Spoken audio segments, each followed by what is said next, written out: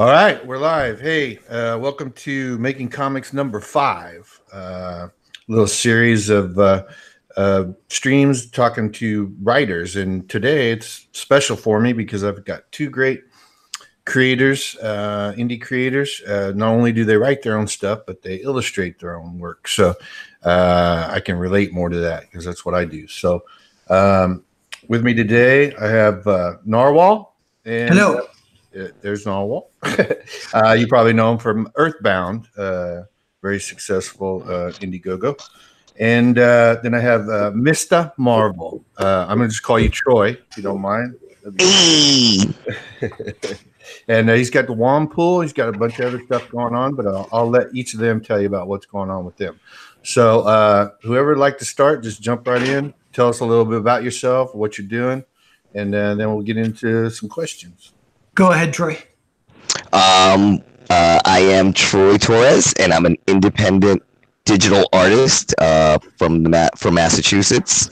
I am owner and creator of Juanpool, a unique parody story, basically written as a deconstruction of what modern comics has become and how to take their ideas and do them successfully. Yeah, I was just telling my roommate yesterday, because I know I'd be doing the stream with you, that Juanpool is gay, you know, but you play it straight. It's not like SJW's all gay people are perfect, and so that's not playing it straight. And then they accuse us where we might be homophobic or something, but you just like do him like a real gay person, which is the most respectful and honorable way to do it. Well, I mean, you know, because the thing is, when you're writing a gay character, you know, write a character, and, you know, as you're fleshing it out, you know, you throw it in there, oh yeah, they're gay, you know, but you make sure you have a character, you have something of worth, of substance, a relationship between two people should be written almost exactly the same, whether it's man-woman, or woman-woman. You know, a good relationship reads well. It's only visually that you should see that it's between whatever the two genders Right. the combination is. Right. Yeah, that's a good way to put it. Yeah, and like modern Marvel, when they're kind of doing like social engineering, and it's like fantasy fulfillment playing out on the page. It just doesn't feel like you said, doesn't feel real. It doesn't feel like characters. So I appreciate that about Juanpool. Thank you. Yeah. So for me, I got Earthbound, which just wrapped. It was a successful campaign, and interesting from the time I started it to when it finished. You know, my Twitter had grown a bunch, my YouTube channel grew a bunch, met a bunch of new people. So it was a great experience, and now I'm deep in the process of fulfilling that. I should be ordering prints next week. And one thing that came out of it too is Cautionary Comics from Ben Henderson. He's a dude out of Florida, and they do what's it called? Kill All Gravage, Kill All Men, I think. Yeah. They picked up Earthbound, so the Earthbound's going to get a second print run through them later this year. That's great. That's great. excellent news, man. Congrats. Yeah. Congrats. Thanks. All right. So I don't know if you guys can hear background noise on my mic. Can you? Like a little kid screaming? Just barely. It's not distracting. Yeah, not anything that bothers me. If it gets distracting, just let me know, and then I'll kick him off Fortnite, because I think that's what he's doing. So, but yeah, that's great. And let's see. I know that Troy has been working on another book, Charger, right? That's is that still in crowdfunding? Is it still going? No, that didn't reach its goal. Okay. We got 60% of the goal. I believe Wes may be doing like a GoFundMe to raise the remainder of the 5,000 goal. Okay. But I mean, right now, I know he's in the middle of talks with Wicked, So this book is coming out regardless. You know what I mean? Because it's something that I'm gonna be working on. I'm gonna work on it to fruition. You know what I mean? It's not. I'm not the type to be like, oh, fun stopped. I'm not working on this. I have faith in this book. I like this book. It's one of the very few books I was willing to pick up the entire book to panel. Yeah. Oh, cool. Are you doing inking and colors for it? I'm only doing inks. I'm doing pencils, inks, and then I hand it off also to the colorist and the letter. The letterist, she's also the colorist. I can't remember her Twitter handle right now, but I can send you the link. Well, let me see if I can look her up real quick, just so I can shout her out. You can go while I do that. Okay, well, yeah, I was just gonna give a shout out to the people watching right now. Muttman's in here. Might be a couple other people in here just haven't commented yet.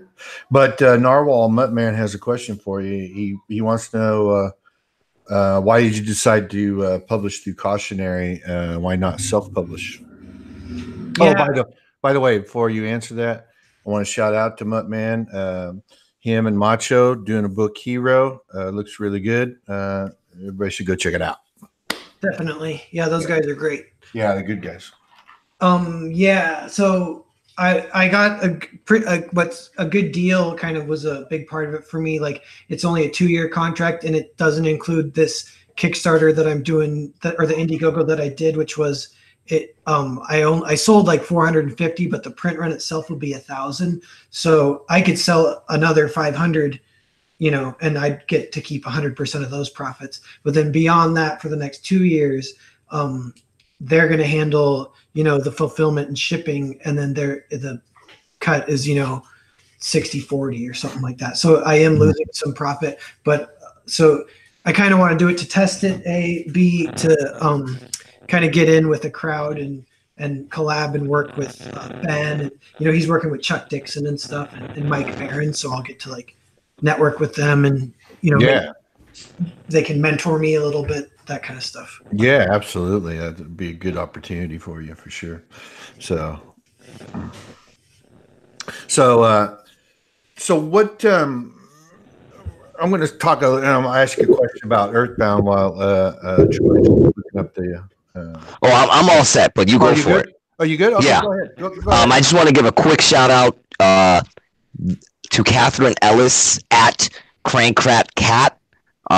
She is the letterist and the colorist behind Charger, and damn, does she make my inks look really pretty. So I really like that. Everyone should go give her a follow. She also has DeviantArt. I believe it's under the same name. You should go check her out. She actually does a lot of her own stuff too. So go check her out. Yeah, for sure. Make sure you do that because that stuff's looking really good. So looking forward to seeing the final result of that. So cool.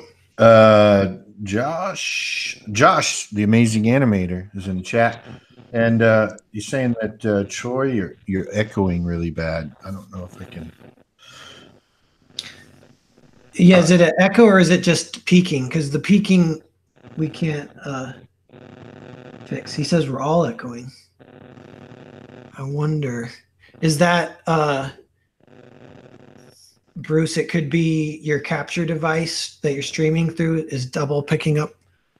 Like, you're doing it through the Google Hangouts? Yeah. I'm looking at the control room right now, and it just lets me set individual levels.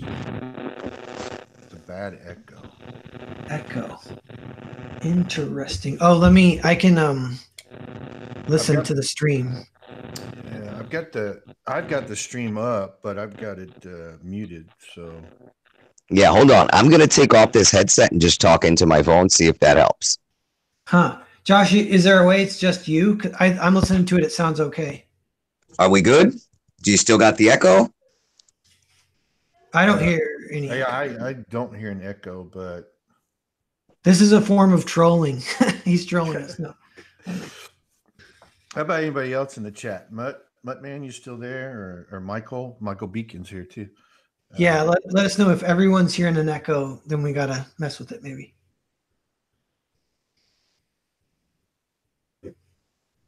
Okay.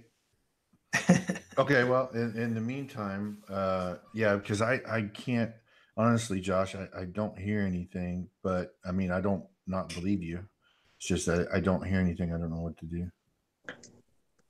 Okay. Okay. He just refreshed. Says he's still hearing it. Still hearing an echo. What could it be? Mm-hmm. Well, yeah, Jam creates who's in here. Hey, thanks for coming. Everybody, thanks for hanging out with us. Yeah, thanks for coming through, guys. Yeah, he says he doesn't hear it. So I'm just gonna move on. Hopefully something will happen. Cool. Okay. All right. So what I want to talk about is with when I've had the writers on here, what we've talked about is, you know, what inspired them to write their story, why they wanted to get into writing. I think that's two good leading questions. So, what inspired you guys to write and choose this course? And then, what made you decide on what you went for, like with Juanpool and with Earthbound? For me, it was started writing in high school and just kept going. But I remember that I was so bad when I first started, and I can't read anything because that's 12 years ago now or something. But it's just embarrassing. But it's funny when you're in the moment, you think it's so great. So that's kind of what keeps you going. It's like, I don't know, ego or whatever. But then in college, I was kind of doing the work to read some. The focus was kind of on screenwriting, so read a bunch of books on that and wrote enough to the point where I got a little more competent with it. And that right around there was like the first script I wrote that wasn't terrible was pretty much Earthbound. And I was 27, and then I sat on that for 3 years, and then when I turned 30 is when I kind of started turning it into a comic. Okay. Okay. Is there anything that inspired Earthbound? Is it like is something like I don't want to say based on anything, but is there one particular story or group of stories? Sorry, that's my phone notification going on. Yeah, go ahead. I'm sorry. There is an origin story for it. It's like when I was 25, I moved to Austin, Texas, and I checked their Craigslist beforehand, and I was responding to calls for artists to maybe pick up a little artwork. And met a dude, a filmmaker guy who we've since become like best friends, but he had we hung out and I did some art for him, and we ended up co-writing a horror script together called Sniper Rifle Whiz Kid versus Psycho Movie Killer. And it was just goofy and weird and not even that good, but also it's kind of cooks in the kitchen. So it's kind of random, like is part a little bit of that, like circa 2010, 2012, LOL so random kind of postmodern stuff that's kind of been outdated now. But it got some attention here and there from the outskirts of Hollywood. Like we could find low budget producers who'd like it or whatever. And so we got some satisfaction from that. But one guy was telling us, I think he was like a liar, just like a snake oil salesman, but he told us he could get us some money, a bigger budget, if we rewrote it to be more like Guardians of the Galaxy. And this is like 2 or 3 years later, and Lou was busy with his own project, so he handed it to me. He's like, if you want to do a complete rewrite from the ground up and make it more sci-fi, less horror, and based on some of these notes that the guy wanted, that's all like more Hollywoody. And so I took it and did it, and what I wrote ended up still being kind of weird in its own way, but it got away. It was completely different from that earlier script. But that was like the new script was Earthbound was like kind of sci-fi. Okay, all right. And what about you, Choi? What made you decide you wanted to be a writer? And how'd you settle on Juanpool? What inspired that?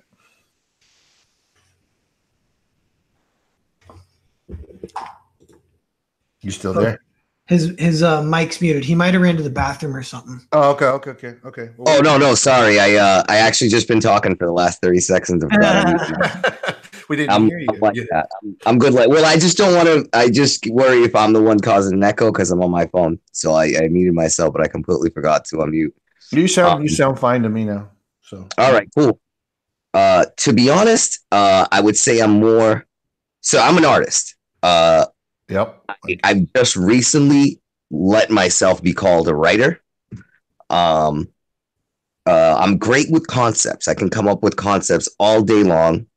Um, but it's writing wasn't ever something that I considered. Or moreover, whenever I create, it's more of a series of I take my concepts and I do very detailed storyboards. Then I begin to decide where the panel should be and on what page, depending on the flow I want to give it. And then dialogue is placed at the very end. As you know, what I mean, that's the final thing that I would work on is like dialogue and what is actually going into um, the bubbles on the page. Mm-hmm.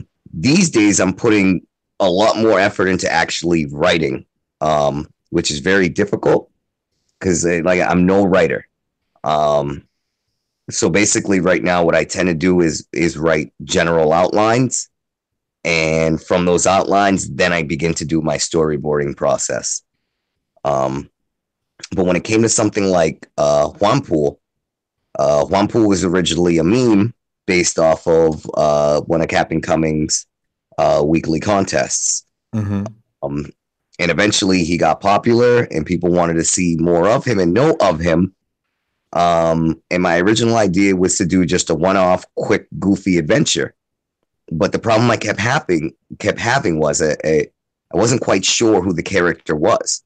So it was very difficult to put him into scenarios and do anything because I had no sense of self, of who I was working with. At that point, I realized that despite how much I hated them, I needed to do an origin to him so that everyone could understand exactly who he was, how he was, and the purpose of him as a hero. So then I can go on to make adventures of him. So Journey of the Juan is a 3-part origin story so that I can then take the character and, put him in mainstream adventures. Which, by the way, he will be teamed up with Regina from Rags for quite some time.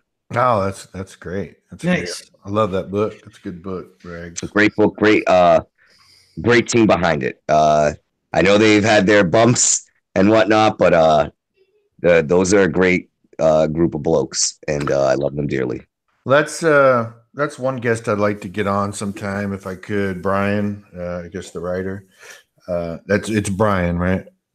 Yeah. Great guy. Great guy. I've known him for quite some time. He's actually the first person that ever talked to me on Twitter. And from there, our friendship has grown over the course of the last year. Right.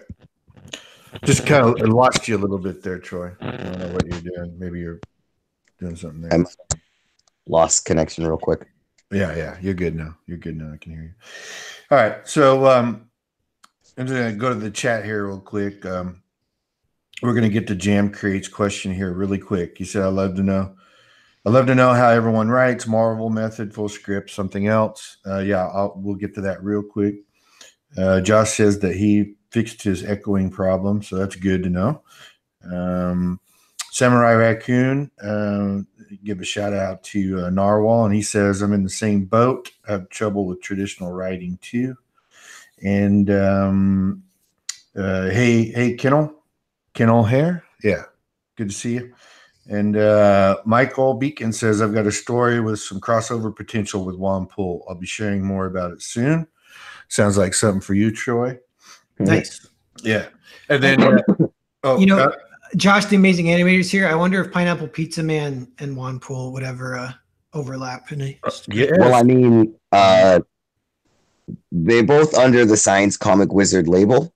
So that's, it's a 100% yes, because they technically exist within the same universe and also under the label Science Wizard Comics.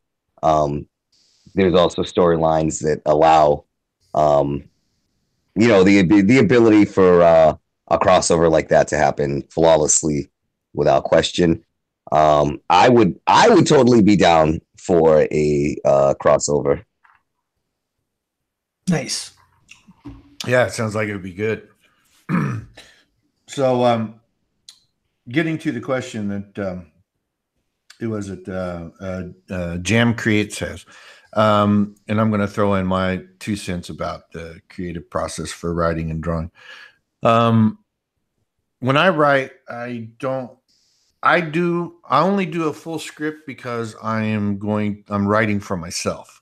So, meaning that I like to have all the detail laid out in the script when I start drawing because it's going to change as I start to lay out the panels and lay out the pages. You're going to notice, when you start, for me, when I start working from my script, I noticed, okay, I've got the pacing wrong here, or my break is wrong here, or this page needs a little bit more action, or a little more expose or exposition. I don't know. It's very organic, right? It's changing, but at least I have the full script to work from. Like I have the base to work from. So that's the way I work when I'm working for myself. Like when I'm going to draw my own story, that's what I do. How do you guys go about doing it? Do you do full script, or do you fly by the seat of your pants, or do you just or do you just lay out like this is what I want on this page, and then you let it cut, you figure that out while you're doing the art for it, or how's it work for you guys?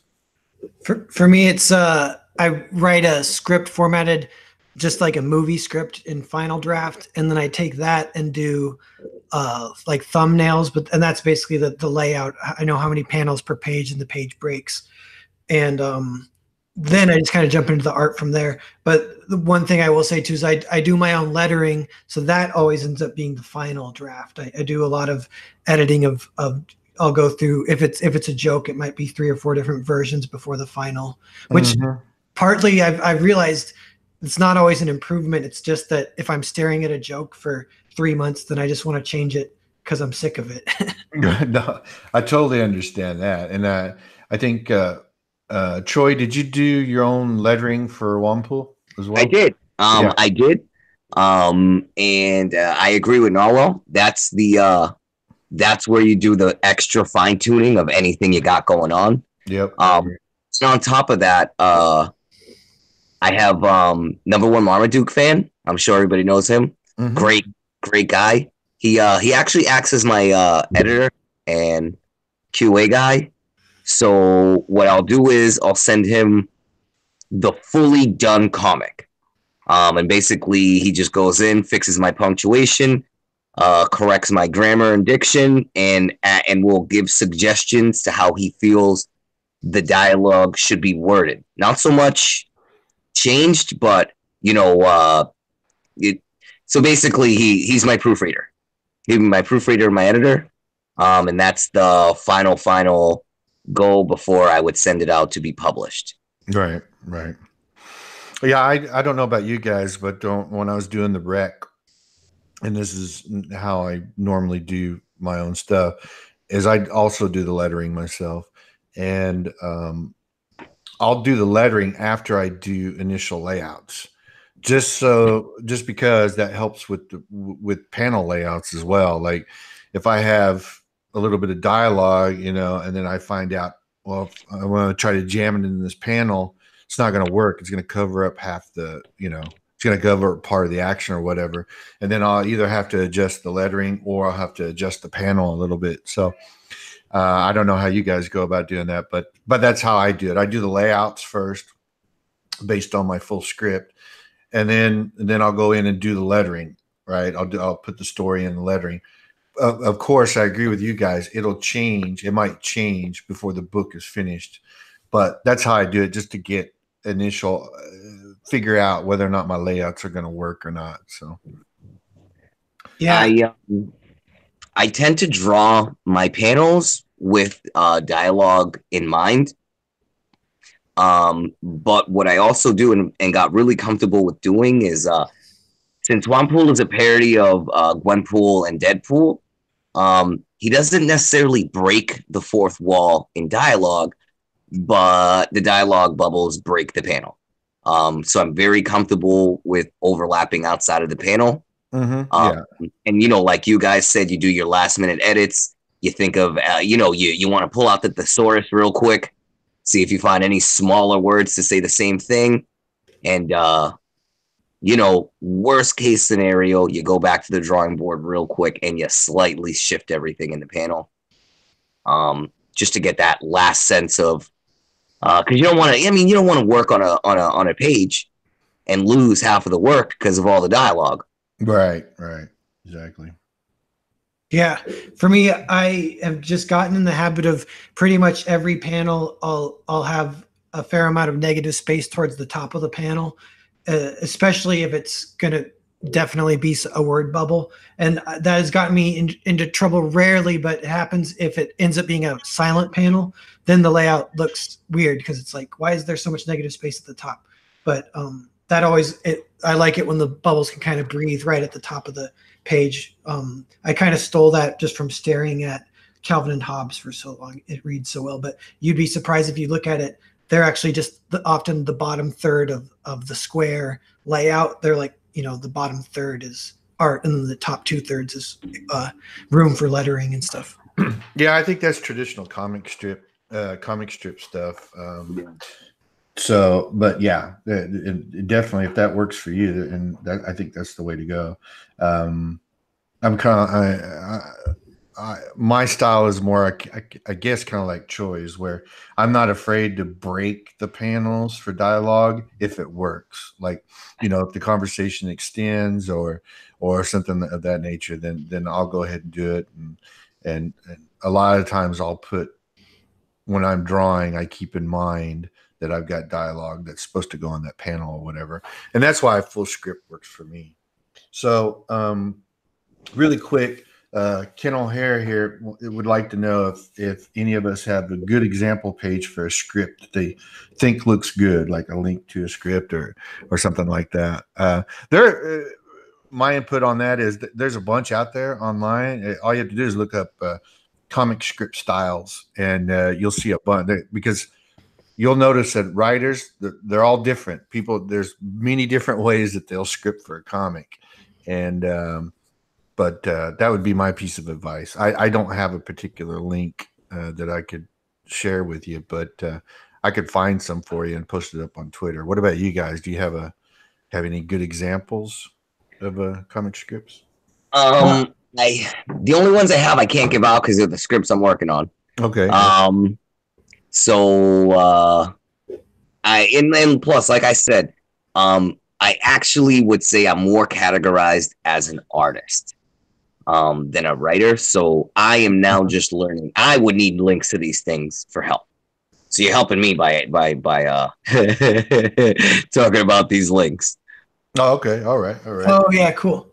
Hey, I got something, Bruce, I could share. Yeah, do it. So I didn't write this. This is written by Nate, aka Hobo Baron, on Twitter, and he is back to the drawing board on YouTube. He's a good guy and a talented writer, and he and I are working on a short for an anthology called Megaton that me and Rise Again on Twitter are working on. And on Sundays on my YouTube channel, we call it the writer's room, but we'll like brainstorm ideas for shorts to put in this anthology. So we were brainstorming this short, and then we kind of assigned it because Hobo Baron, or Nate, was hanging out in the chat. So we asked him if he wanted to be the lead writer for it, and he accepted. So I sent him all the notes, and he did a great job. But so he, like, this isn't, I would write like straight up just a final draft movie style. This is formatted more like an actual comic. Like, he has the panels. I think he has the panels, or no, he has the page breaks. So I don't think he has the panels. Oh yeah, he does have panels. So you can see he goes page 1, panel 1. Then he tells you what's happening in it. Then he tells you the dialogue. And then he goes panel 2, what's happening, and the dialogue. Panel 3, what's happening, and the dialogue. And then we go to page 2. So we know everything from that information. And this is a really nice, elegant way to do it, I think. Mm-hmm. Yeah, it looks very clean. My full script is a little different. Matter of fact, Mighty Geek Studios mentioned it in chat here. He writes, there's an app called Celtics that has templates for comic book, and it does, because that's what I use. That's what I use for my comic scripts. Now, I tend to dabble in movie scripts. Like Troy, I'm not a big writer. I'm more of an artist. That's where my strength's always been. So I've just been, I play around with writing, and so I've been using writer's duet for the script stuff and the prose, but for comic scripts, I use that Celtics, and I think it's web based now. I have the desktop app. I think you might be able to still get it. I'm not sure, but that's what I would suggest if you can get a hold of that, because it does have a pretty clear cut, laid out, full script comic style template for you. So Cool. Let's see here. Jam asked another question. You guys all mentioned that you letter your own books. Where do you get your fonts? Blambot. Yeah, pretty much. Blambot has some free to use fonts that you can use. They're really good with their fonts, as far as I'm concerned. They have some paid fonts that you could use as well. You pay for them. But I also use Clip Studio to do the lettering digitally. So, what about you guys? What do you use? There's something to be said for hand lettering too. If you're really good, if you get a steady hand and good penmanship, and you're consistent, there's a nice style to that as well, I think. But what do you guys do? I use the Halftone app on my tablet. It's a paid app, but it's a lettering app. Okay. It lets me digitally put in all my lettering, lets me play around and really move around every dialogue bubble. It also, you know what I mean? It lets me do everything from the narration squares at the top to thought bubbles to every kind of different border that could go with it, as well as curving the tail of the dialogue bubble as well. Several font, like it's paid, but it was worth it. I think it was like $5.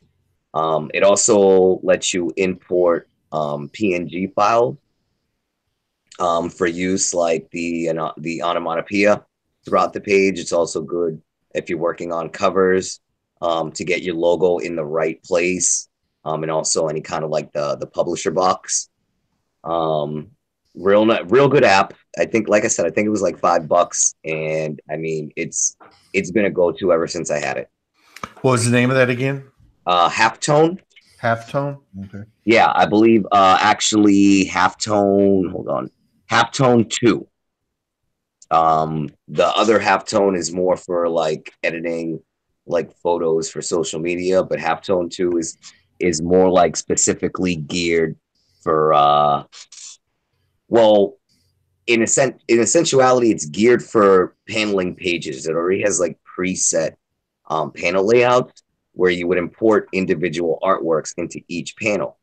You can also import one completely made page, which is usually what I do. I like to hand panel my stuff so that I can customize, you know what I mean? So I can get the most out of the page. Right. But I mean, man, does this thing let me lay any dialogue bubble anywhere on the page? Obviously, because it's digital, the lettering is going to be consistent. The only thing is, it's always going to look like generic digital lettering. But for what I do, it actually matches the style of my art. If I were doing something like anytime I work on other people's stuff, usually I suggest for them to get a letterer to, you know what I mean? Yeah. If possible, like hand letterer is awesome. Yeah, lettering is like they say with like editing and filmmaking. It's like if the viewer notices it, then it's not doing its job. You gotta right. It's gotta just wash over you. But my answer is I use Anime Ace is the font. I think I did get it from Blambot, but I just use that for everything. It looks good to me. So that's a great one. I used to use that font a lot when I was younger.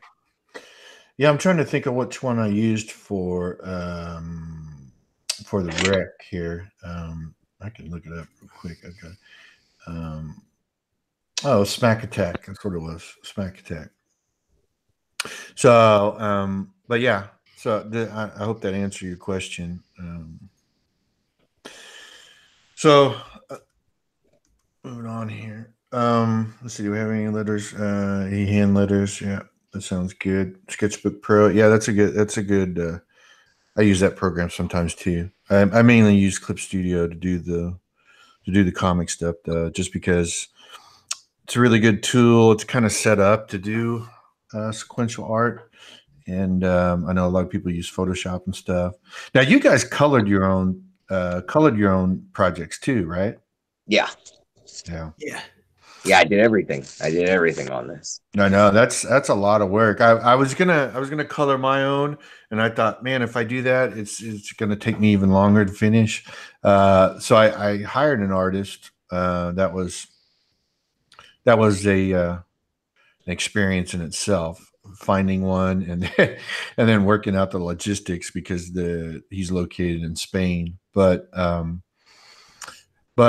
I think that I'm going to work more towards coloring my own stuff from now on too, unless I'm on a really strict deadline. Because um, the fact that you guys write and draw and color and letter your own stuff, that's pretty impressive. I don't know if anybody realizes, or a lot of people realize, just how much work is involved.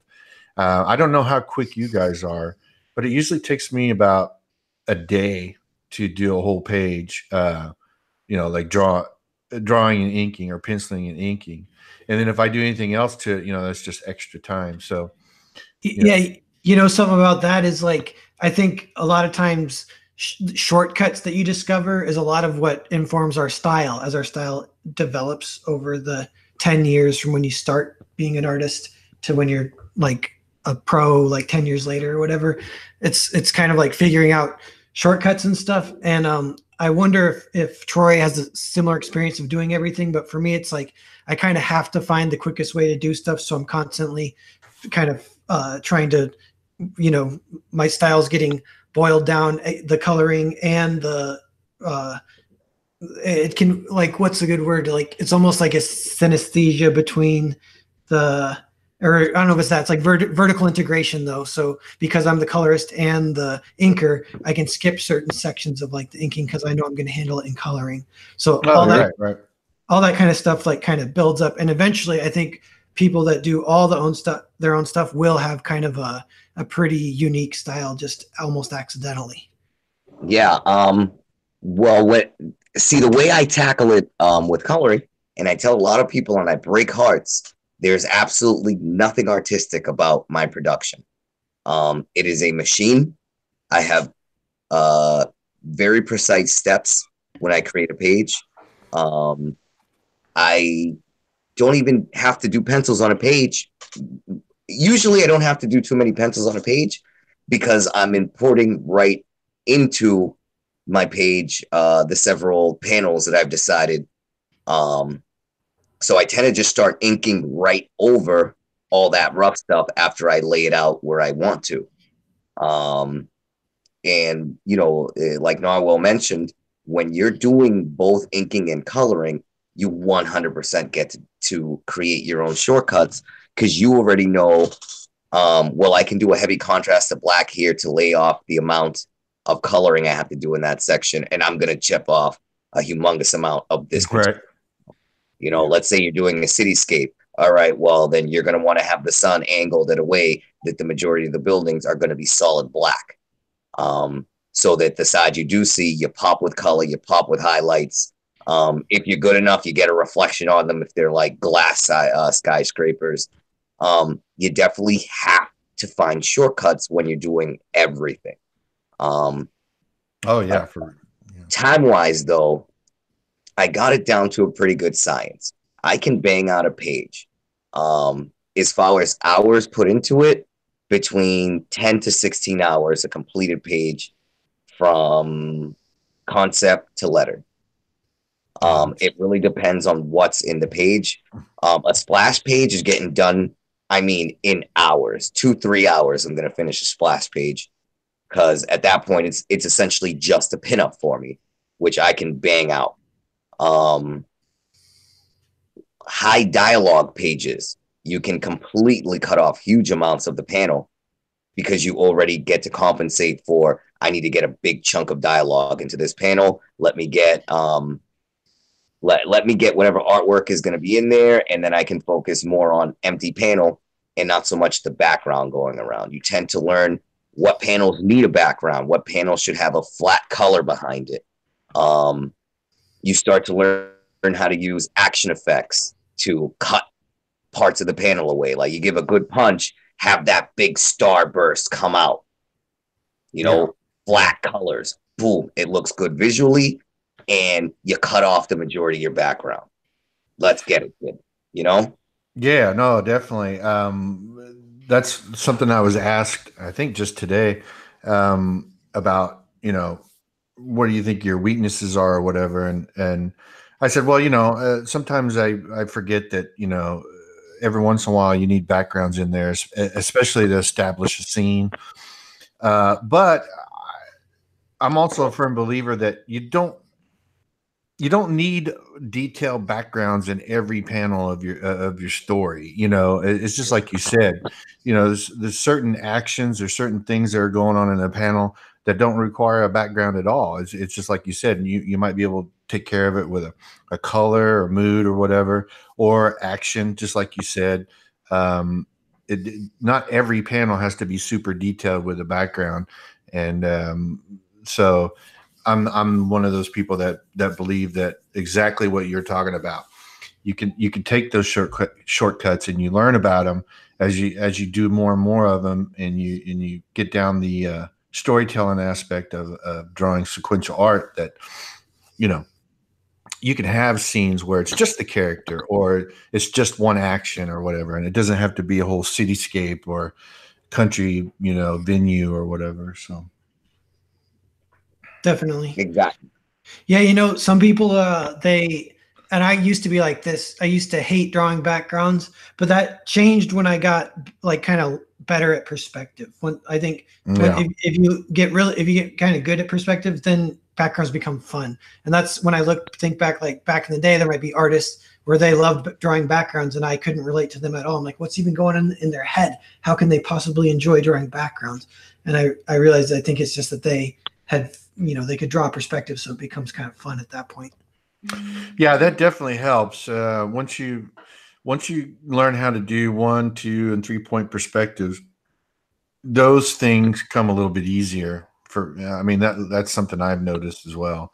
I'm 53 years old, and I learn something new every day, or at least I try to, about art and drawing comics.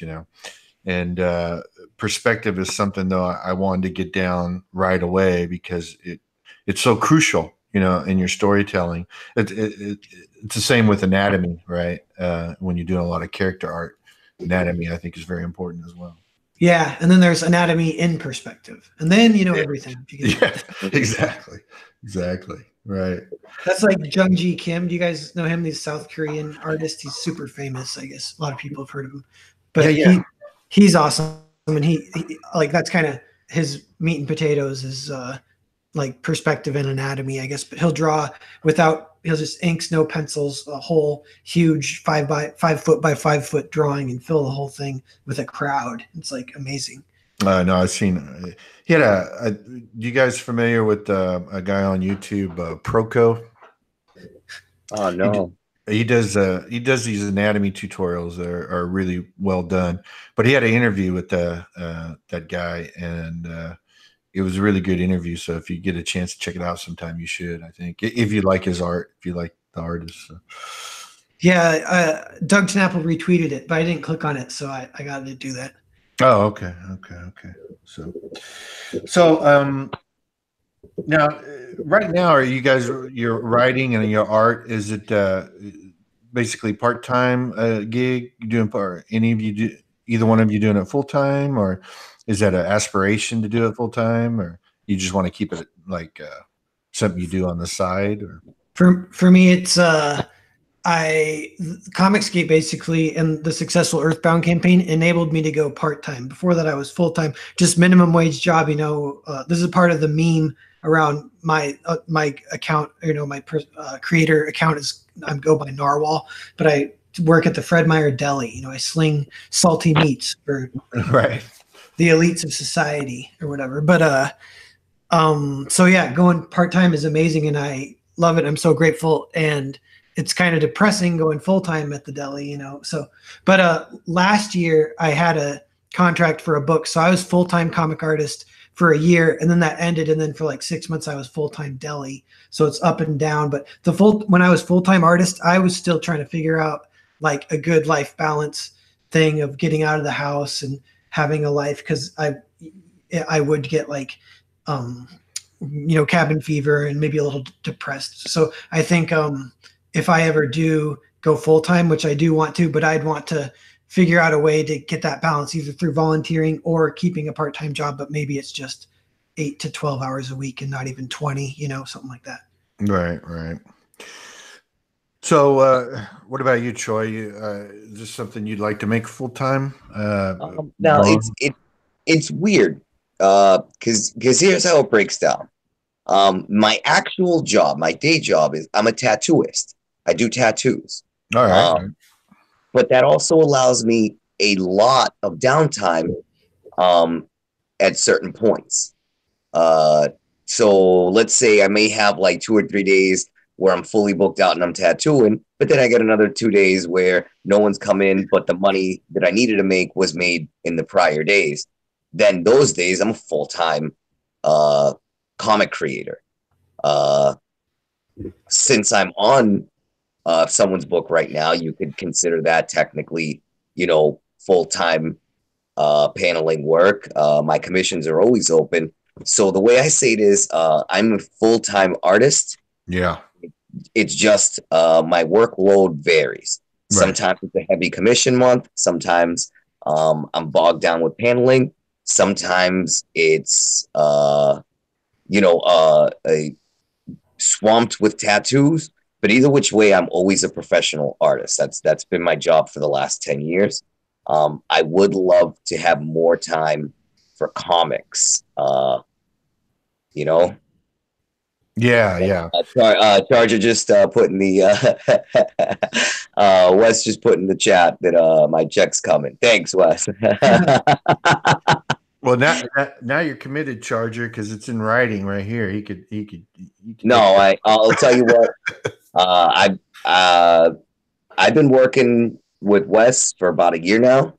I've only been paneling Charger for, I'd say, like 5-6 months. But I mean, he originally commissioned me to do the cover last January, not this month that just passed, but a year prior to it.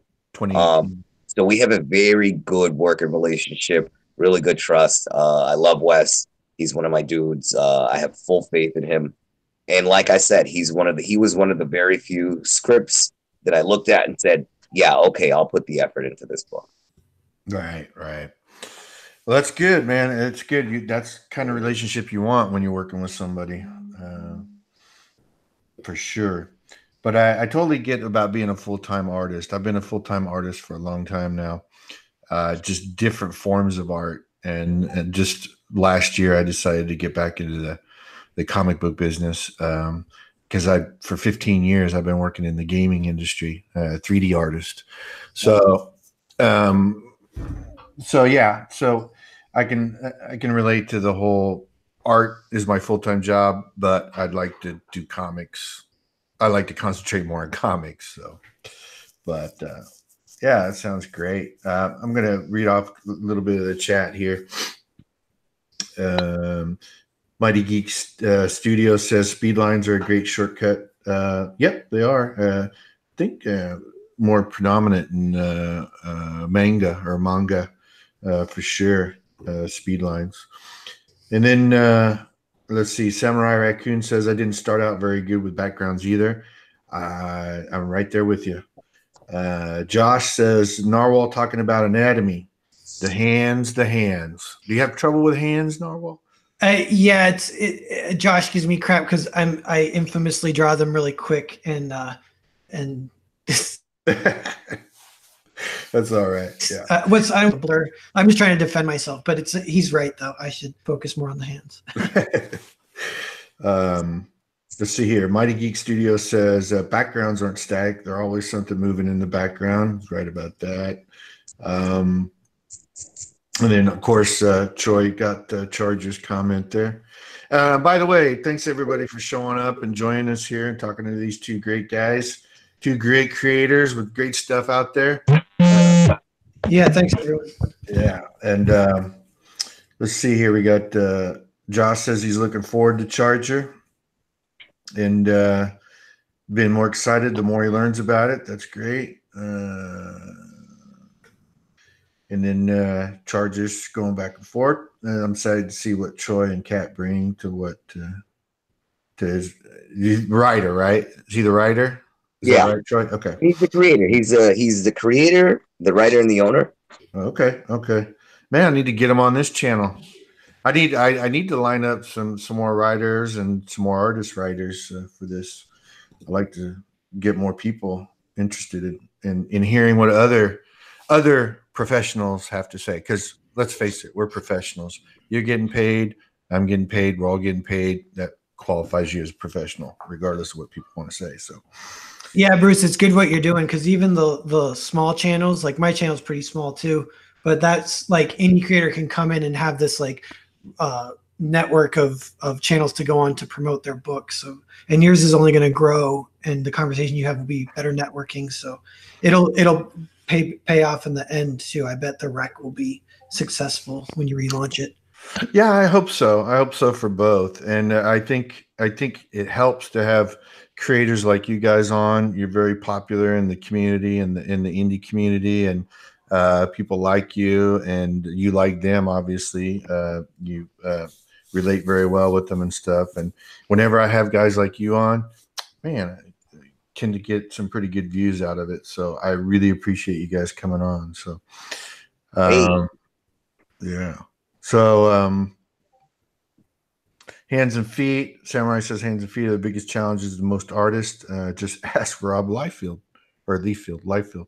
I'm awesome at feet. Yeah. Everyone knows that. Well, all it takes is a little practice, but yeah, they can be difficult just because one of the things that Narwhal mentioned was about drawing in perspective. Hands, especially hands, drawing those things like if they're pointing at you or whatever. A lot of people. I see some big name professionals do this sometimes, and it just drives me insane.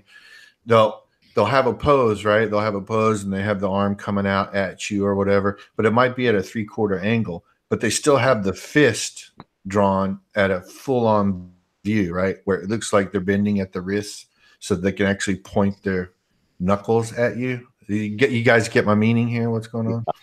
Yeah. Yeah, I see. That's why I have a rule is that I only ever draw and write stories about elephants and Mega Man. And I don't have to worry about it. There you go. Or just put big gloves on them that are always or mittens. Yeah, boxers. I only write boxing stories. Yeah, there you go. Mid fight. There you go. Against Josh, the amazing animator. Josh, yeah, definitely. I want to have you on, Josh. It's just that I'm very I only tend to do these once a week, and sometimes I'll miss a week just because I'm really busy. Yeah, definitely, I'm going to have you on. And I'll get in contact with you. I want to have you guys on, and a few people in the chat I see too. I got a show called The Kids Table on my channel on Wednesdays or Fridays, so I might do one tomorrow actually. So, and that's like this. It's just talking about indie comics. Yeah. It's always good. There's not enough of that. There's not enough of that. Not enough talk about comics. Yeah. Yeah, no, especially the indies, there's I don't know, indies are great. So I want more of them. Well, there's so many, there's so many good independent books out there, and a lot of good material comes from independents. And this dates back 30, 35 years. Like I mentioned before many times, because it sounds like I'm bragging, I guess, but I did self-publish back in the 80s. I self-published 2 titles. And back then, there was really good independence. I mean, I'm sure you guys have heard of The Crow by James O'Barr. James O'Barr, that was turned into a movie, with Brandon Lee, The Crow.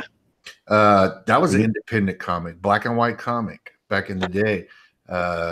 Really good. Really good. Just so many. I couldn't even begin to tell you. There was so many independent books back then, and I think that's what contributed to the glut in the indie market. We called it the small press back then, small press comics. And so, that kind of tanked the industry a little bit there, or started to. But yeah, independent, especially now, I see that since it's so much easier to self-publish now. I think more and more people should try their hand at it. You think you got a good story, you got a good art going on. I think you should try it. There's nothing wrong with dipping your toe in and testing the waters. And people like it, they're going to gravitate towards it and buy it. And the comic industry as a whole is going to be better for it. Definitely. And I definitely implore everybody, writers, there's a lot of artists out there with open commissions. And I'd say sometimes you just got to go for it and hire someone, even if they're not your dream choice. Get that book made. Yeah. Get it out there. And that's how you at least get started. Get it so that people can see what it is you do, so that you build up that base, and then you start to hire on a higher level. Artists, get out there and start promoting yourself and what you can do, man. Start working on those sequentials. Start working on, flow to the narrative on the page, and really push yourself. It can be done. It can. I don't know if it's a secret or not, but 75% of Juanpool was made while I was in between places living in my car. You can make a comic. Anybody can make a comic. Mm-hmm. Yeah. Yeah, for sure. And I would also add to what you just said, which is really good advice. Artists that want to work in the comic industry, you can go online. There used to be a website. I can't remember the name of it now. It had something to do with pencil. But they would post, like writers would post sample scripts up, like 4 to 8 page scripts that any artist could grab and practice doing sequential art to. So even if you can't write and you want to draw, there's places you can go and just get sample scripts and start practicing working from a script and doing books. So yeah, that's a great advice there, Troy. Good stuff. I agree. Good advice. Yep. So we're almost at an hour. I don't want to keep you guys very long or whatever. And I thought we had good conversation. Last. Yeah. And so just in closing, let me ask you a last question here. Comic book fans, obviously you both are comic book fans. I'm a comic book fan. Right now, what's your favorite comic beside your own? Okay. Can't say your own. So I'll go first. I just finished Beasts of Burden, and I love that. That's like the dogs in the neighborhood solving supernatural mysteries. And I just finished that one, and I just started reading Cerebus, the first volume. So I love that too. So I kind of just love whatever I'm reading right now. But my all-time old favorite, which I haven't checked out in a while, is Why the Last Man. All right. You said Cerebus, right? You're talking about the old Dave Sim? Yeah. Yeah, I love that book back in the day. It's good stuff. It's great. It's so cool. What about you, Troy? You got any? Honestly, I don't really buy any kind of mainstream comics anymore. Okay. Just because I don't know, there's nothing really out there that appeals to me. Okay. And even like the good stuff coming out, it's more characters that I really don't have any interest in anyways. But I will say within the last year, I have gotten a lot into indies, and I have to say my most recent reads were Jack Irons, really great. Probably my favorite indie book of last year, The Ferryman. Okay. What a good read. If you haven't read it, go get a copy. Sean Campbell, really, really, really good book. The Rag series is killing it right now. Yeah, I enjoy Rag. And I'd say jump in on that because the arc's going to be done soon, and that's all we're going to get. So I'd say jump in on that now. And yeah, those would be my most recent books that I truly, truly, truly enjoyed. There's some good stuff there. you know, I'd love for people to get into those and support those shirts. Oh, also Aldrake, by Wenger. Oh, Real funny comic. You know what I mean? It's a real funny comic. I'd say check that out too if you like kind of like edgy, funny stuff. You know? it's called Um, Aldrake. yeah, Aldrake, Dragoon Knight, Aldrake, funny little comic. Like I said, he kind of has a sense of humor like me. So if you like the stuff that I tend to tweet and uh, talk about, I'd say check out Aldrake because he's actually one of my good buddies, and I love his sense of humor. I think you get a giggle out of it too. All right, yeah, I'll make sure to check that out. Mine is obviously I have two. Would be Earthbound and Juanpool, obviously. Oh, hey. Yes. But I do enjoy Rags, the more modern what's going on now, and Jack Irons. Jack Irons, not only because I like the comic, I like the story, I like the art, I like everything about it, but but because Cody is a very stand up guy, he's helped me immensely since I started back on Twitter, and helping plug the wreck. He helped me a lot on that. So just a big shout out to him for that. But as far as old stuff goes, I'm going to go way back here. There's two that stick out in my mind. One is I'm going to cheat. One's heavy metal.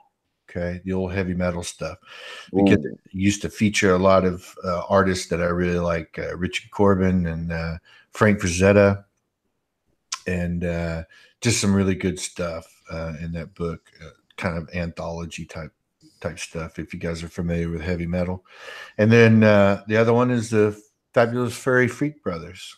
I don't know if you guys even know what I'm talking about there, but that's older school stuff. That's what they called underground comics back in the day. But that's mine. So, but yeah. So again, I want to thank you guys for coming on here. I really appreciate it. It's really great to have great creators, not only personality wise, but creatively. Have you guys on talking. Try to get people interested in this channel and what I'm trying to do, here. And then hopefully, like you said, Narwhal, to get people interested in my book, The Wreck, which I plan on redoing here soon. So just as soon as I figure out exactly how I'm going to do it. But Cool. Try and launch it when Ethan's doing Rainbow Brute, because he'll be streaming a lot. And if you can get on a stream with him sometime, that'll help a whole bunch. Yeah, that's a good idea. That's a good idea. Hey, quickly too, I want to shout out, pitch. I got a second book once I fulfill Earthbound, because I was kind of backed up when Comicsgate happened. I'm sitting on some projects, so I got another full graphic novel. It'll be 180 pages. Called Foreign Agent. So I'm going to launch the Indiegogo for that in May. So everyone keep an eye out for that. You can see that in upcoming projects on IndieCron too. All right, great. Is there? Yeah, I wanted to close it out with you guys just giving some closing statements or talking about projects you got coming up or past projects that you still want to push. So yeah, go right ahead, Narwhal. You got anything else going on? Just that, and then I got my own YouTube channel called Narwhal Books, and we got two shows. One's the Kids Table, which is just like this, talking indie comics, trying to give people a platform and build them up. And then Sunday is the Writers Room, where we just pretend like it's a writer's room, but the chat participates. We kind of just brainstorm short comic ideas for an anthology called Megaton that will come out at some point. Great, fantastic. How about you, Choi? Anything? Yeah. I also have a YouTube channel by the same name that you can find me with everything, MistahMahvel. I just started making fun videos again. I also have some tutorials if you go back to the beginning, including hands, which we were talking about earlier. Nice. You can check me out over there. I'll also be on Weaponized Nerd Rage channel Saturday with Josh, the amazing animator, to talk about Science Wizard Comics and the future of that and some projects we have going. And the future of Juanpool, and the potential of holding floppies. Nice. So check that out, and you could always follow me on Twitter. Also, I was approved for Subscribestar, so I'm in the middle of building that page and reformatting my art to get it to fit the size that they allow. But that should be up soon if you want to help me out in life. Because I'm a loser, baby. So you should pay me. Thank you guys for having me on. Yeah, great. Again, thank you. And by the way, chat, I've got their links to their Twitter accounts and their YouTube pages in the description on this stream. So you need that. You can go there and check that out. And again, I want to thank them both for being on here. I appreciate it very much. You've been great. It was great talking with both of you. I appreciate the chat for coming in and participating. It's always more fun when there's more people in here. So hats off to you guys as well. So join me again on the next one. And I'm always posting updates on Twitter. So thanks again. And y'all have a good night. Yeah, thank you. Thanks, everyone. Thank you, guys.